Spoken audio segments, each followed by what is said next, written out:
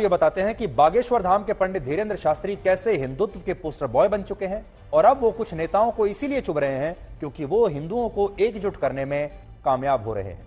आज बिहार की जन अधिकार पार्टी के अध्यक्ष पप्पू यादव ने पंडित धीरेंद्र शास्त्री पर अंधविश्वास फैलाने का आरोप लगाया और बिहार के मुख्यमंत्री नीतीश कुमार से उनके खिलाफ केस दर्ज करके उन्हें गिरफ्तार करके जेल में डालने की मांग की। यानी पप्पू यादव चाहते हैं कि धीरेंद्र शास्त्री को जेल में डाल दिया जाए।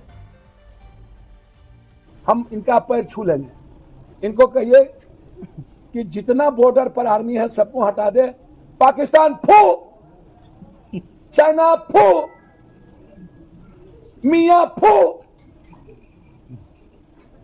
इनको कहिए सबको चमत्कार कर दे, इनको कहिए भारत के सारे भ्रष्टाचारी को एक दिन में फू कर दे। सर्वधर्म संभाव, सार्वभौमिकता का एक देश जो सिर्फ संविधान से चलता है, गीता कुरान बाइबिल से नहीं।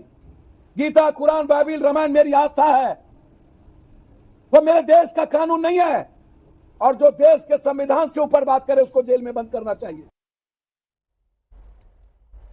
तो आपने नोट किया होगा, चाहे बिहार के मुख्यमंत्री हो नीतीश कुमार, चाहे आरजेडी के नेता हों और चाहे पप्पू यादव जैसे नेता हों, इनसे धीरेंद्र शास्त्री की जो लोकप्रियता है वो बर्दाश्त नहीं हो रही। धीरेंद्र शास्त्री को देखने के लिए जो लाखों लोगों की भीड़ उनके अपने राज्य बिहार में उमड़ी है, ये बात इन नेताओं से बर्दाश्त नहीं हो रही। और सोचिए, इसलिए ये नेता ज्यादा परेशान हैं क्योंकि ये सारे नेता बिहार के हैं। इनकी रैलियों में मुश्किल से 25-30 हजार लोग भी नहीं आते और जो आते भी हैं वो आते हैं जिन्हें पैसे लेकर बुलाया जाता है, उनके लिए बसें भेजी जाती हैं, कार्यकर्ता जबरदस्ती लोगों को उठा उठाकर रैलियों में शामिल होने के लिए लाते हैं, तब भी 25-50 हजार से ज्यादा जनता नहीं आती। और उन्हीं के राज्य में, बिहार में, वो भी राजधानी पटना में ही, यानी नीतीश कुमार की सरकार के नाक के नीचे 10 लाख लोग धीरेंद्र शास्त्री को सुनने के लिए पहुंच जाते हैं, वो भी बिना बुलाए, बिना पैसे लिए। उनकी ये लोकप्रियता इसलिए अब बिहार के नेताओं से बर्दाश्त नहीं हो रही। लेकिन दूसरी बात यह है, ये जो नेता हैं ये जनता से बिल्कुल कटे हुए हैं और कई बार यही बात इन नेताओं को परास्त भी करती है क्योंकि ये जनता की नब्ज से दूर हो जाते हैं। जनता की नब्ज क्या है? जनता ऐसे लोगों के पास, धीरेंद्र शास्त्री जैसे पंडितों के पास क्यों जाती है? अगर जिस दिन हमारे देश के नेता ये समझ गए, उस दिन हमारे देश की राजनीति सुधर जाएगी। इसलिए आज हम इन तमाम नेताओं से ये कहना चाहेंगे, अंधविश्वास या कोई अंधविश्वास ना होने की बात हो, वो तो दूर की बात है।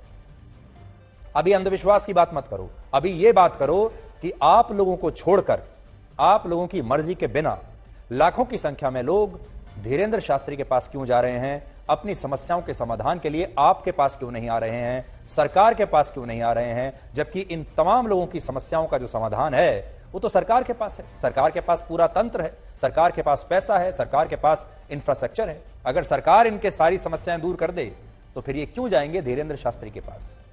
पंडित धीरेंद्र शास्त्री के खिलाफ कार्रवाई की मांग इसलिए हो रही है क्योंकि उन्होंने वो काम कर दिखाया है जो बीजेपी भी नहीं कर पाई। उन्होंने लगभग 300 जातियों में बटे बिहार के 82% हिंदुओं को एकजुट कर दिया है।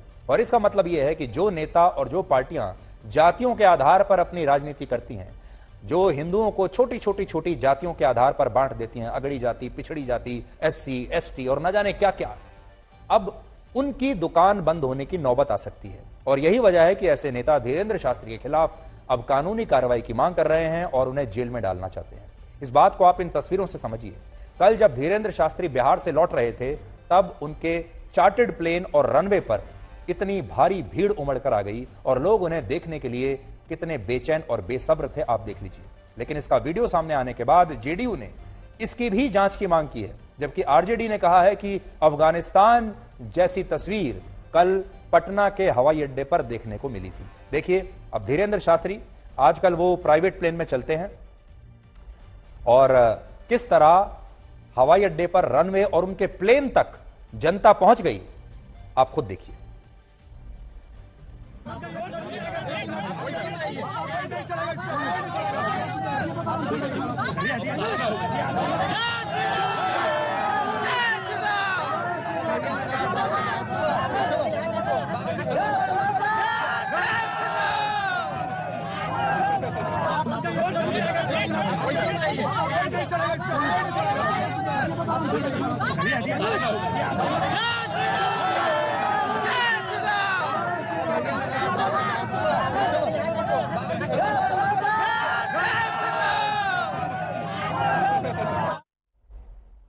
आपने एक और बात नोट की, अब तक हमारे देश में जो बड़े बड़े नेता थे या जो बड़े बड़े नेता हैं, बड़े बड़े सेलिब्रिटीज, बड़े बड़े फिल्म स्टार्स सिर्फ वही प्राइवेट प्लेन और चार्टर्ड प्लेन्स में चलते हैं।